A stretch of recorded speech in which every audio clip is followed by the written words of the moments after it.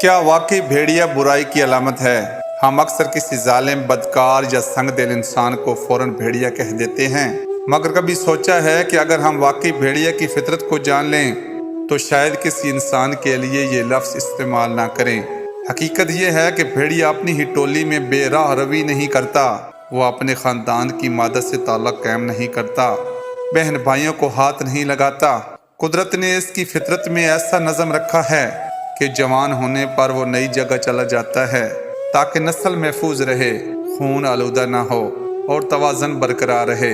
بھیڑیا وفادار ہوتا ہے، عام طور پر ایک ہی ساتھی کے ساتھ زندگی گزارتا ہے، اپنی ٹولی کی حفاظت کرتا ہے، بچوں کی پرورش میں حصہ لیتا ہے اور اپنے دائرے کے اصولوں کی پاسداری کرتا ہے۔